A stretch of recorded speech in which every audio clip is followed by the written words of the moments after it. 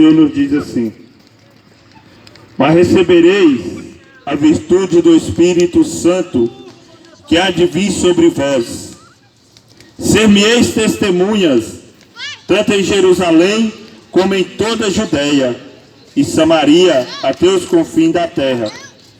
Quando dizia isto, vendo eles, foi elevado às alturas, e o anuvo recebeu, ocultando-o a seus olhos. Estando com os olhos fitos no céu, enquanto ele subia, eis que junto dele se puseram 2 varões vestidos de branco, os quais lhes disseram: varões galileus, por que estáis olhando para o céu? Esse Jesus que dentre vós foi recebido em cima no céu há de vir, assim como para o céu ouviste ir. Glória a Deus. Palavra do Senhor aqui se cumprindo, onde Jesus, ele, depois da sua morte e ressurreição, Jesus falou para que os discípulos viessem se reunir ali, que Jesus iria até eles. E Jesus vindo até os discípulos ali, Jesus se despedindo aos discípulos, Jesus é levado aos céus. E onde esses 2 homens que estavam ali fala para os discípulos: por que vocês estão assustados? Por que vocês estão olhando para ele? Esse mesmo que vocês estão assustados vendo subir, é o mesmo que descerá. Então aqui se cumpriu a palavra onde fala que Jesus seria levado aos céus depois da sua morte. Mas o Senhor deixou para os seus discípulos uma missão de pregar o Evangelho. Jesus falou para quem: sede meus testemunhas onde quer que vocês for, pregue o que vocês têm visto, pregue o Evangelho de Cristo Jesus. Então nessa noite nós estamos aqui porque nós fomos alcançados por esse Evangelho que há mais de 2000 anos atrás, homens e mulheres pregou esse Evangelho. E nós fomos alcançados por esse Evangelho, porque é o Evangelho que salva, cura, liberta e leva para o céu. E Jesus, ele, cumprindo essa palavra, ele foi elevado aos céus.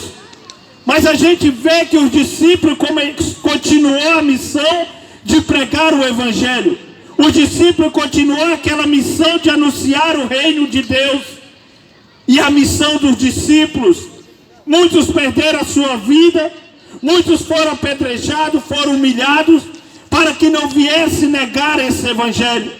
E Jesus Cristo, depois de 2000 anos atrás, temos visto os sinais, temos visto o que foi falado lá atrás, que aconteceria, e hoje estamos vendo os sinais nos 4 cantos da terra, avisando para mim e para você que Jesus, ele está voltando, que essa palavra ele vai se cumprir, porque a gente volta à palavra do Senhor, aonde fala em João 14, Jesus fala: olha, vocês não se turbem os vossos corações, apenas creia em Deus e crede também em mim, porque lá para onde eu vou, para a casa do meu pai, eu estou indo lá preparar a morada, mas quando essa morada estiver preparada, eu voltarei para buscar vocês, eu voltarei para buscar, para cumprir a palavra, eu tenho que voltar, eu voltarei para buscar, para onde eu estiver, esteja vós comigo.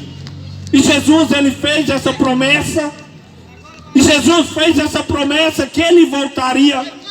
Mas Jesus, ele fazendo essa promessa, ele fala: olha, mas eu vou, mas existe um caminho para que essa promessa cumpra na sua vida.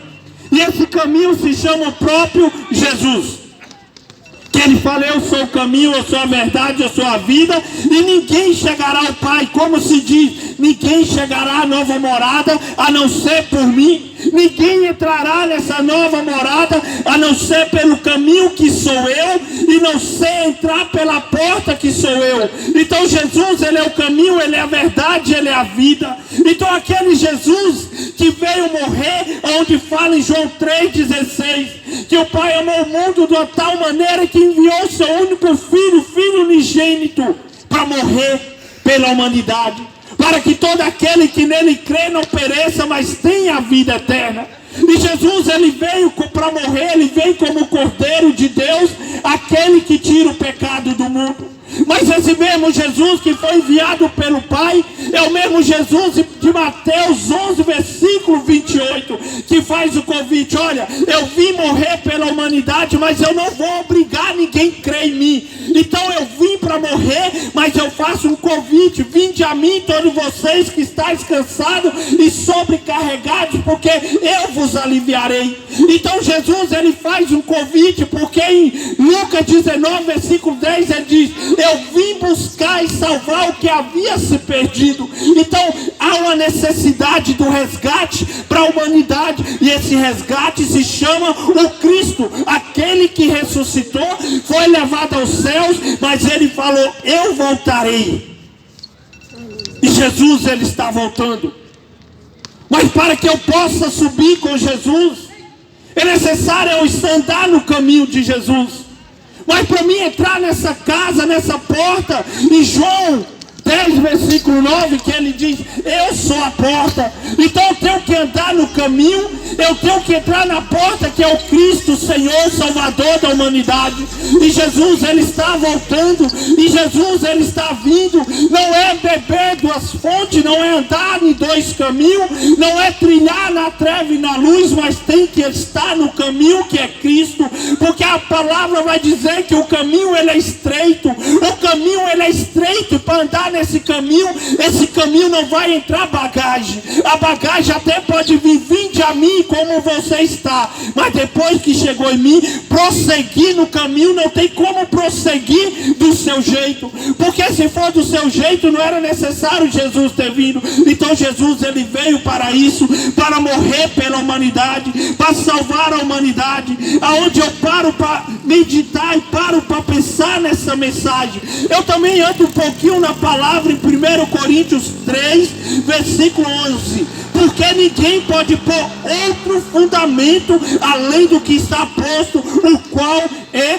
Jesus Cristo. Então não existe outro fundamento, não existe outro meio de salvação, não existe outro caminho, não existe outra verdade, não existe outra porta que nos leva à morada do Pai. Não existe outra maneira de eu e você ser salvo, se não renunciar aos meus pecados, não renunciar às minhas vontades. O Senhor falou: olha, não há nenhuma condenação para quem está em Cristo, que não anda segundo as suas vontades, segundo a sua carne, segundo os seus prazeres. Porque se você está em Cristo, não há condenação, porque a condenação Cristo levou no Calvário. A condenação ele levou no Calvário. Romanos 4, versículo 25, a palavra diz: olha, ele morreu pelos nossos pecados, mas ele ressuscitou para justificar o pecado da humanidade. Então, se está em Cristo, não há condenação, porque a condenação ele levou sobre si. E ele fala: olha, não existe outro alicerce. Ele é o único alicerce, ele é o único fundamento. Mas esse fundamento de quê? A gente vai ver em 1 Coríntios 3, 16, 17. Não sabeis vós que sois o templo de Deus, e que o Espírito de Deus habita em vós? Se alguém destruir o templo de Deus, Deus o destruirá, porque o templo de Deus, que sois vós, é santo. Então, se você tem destruído, andado na carne, andado nos prazeres, andado no pecado, o próprio Deus vai destruir esse templo. O próprio Deus naquele grande dia vai julgar para destruir, porque o alicerce é Ele. Quando a gente tira o alicerce, que é Cristo, e põe outro alicerce, aí Cristo já não tem nada a ver, porque o compromisso de Cristo não é comigo que estou pregando, o compromisso dele é com a palavra dele. O compromisso de Jesus é com a palavra dele. Se você não está no Evangelho, se você não está na palavra, sinto em te dizer que Jesus, Ele não tem compromisso contigo. Ele não tem compromisso com quem não tem compromisso com Ele. Porque Jesus, Ele veio derrubar a parede da separação, onde fala que quando Ele morreu, o véu rasgou de alto a baixo. Por que rasgou o véu? Porque Ele se fez sacerdote e Ele se fez sacrifício. Porque quem entrava depois do véu era somente o sumo sacerdote. Ele entrou, se sacrificou uma única vez para que eu e você possamos entrar ao Santo do Santo através de quem? Através de Cristo. Porque sem Cristo ninguém pode entrar ao Santo do Santo. Então Ele veio derrubando essa parede da separação, falando: olha, para mim não é mais, não tem judeu, não tem gentil. Todos somos um em Cristo, porque Cristo é a cabeça, onde todos somos o corpo que está em Cristo Jesus. Ei, meu amado, nessa noite essa palavra é para ti e é para mim. Se eu e você não estiver em Cristo, nós seremos condenados. Todos aqueles que não querem saber de Cristo, há uma condenação. Mas quem quer saber de Cristo, a misericórdia, a salvação e a vida eterna. Ei, Jesus está chamando para uma vida nova, um recomeço, um novo começo, uma nova história na presença dEle. Deixa Jesus mudar a sua história. Deixa Jesus fazer algo novo na sua vida. Porque a salvação fora de Jesus não há. Se tivesse meio de salvação, 2 meios, quem estava fora daquela arca não tinha padecido no dilúvio. Ali já estava mostrando que a arca é Cristo, e fora de Cristo ninguém verá a salvação, porque a salvação se chama Jesus Cristo. Então nessa noite nós pregamos o Evangelho da salvação, o Evangelho que cura, salva, liberta e leva para o céu. Ei, e nessa noite eu falo para você: Jesus veio, foi para você mesmo. Aonde você está, talvez você pense: eu não tenho jeito. Tem jeito quando Jesus entra. Tem jeito quando Jesus entra, porque Jesus, Ele muda o homem quando o homem se deixa ser mudado. Mas quando o homem não quer ser mudado, Jesus não obriga. Jesus não vai usar força, porque Jesus não obriga ninguém. Jesus quer entrar, mudar quando o homem deixa a mudança entrar na sua vida.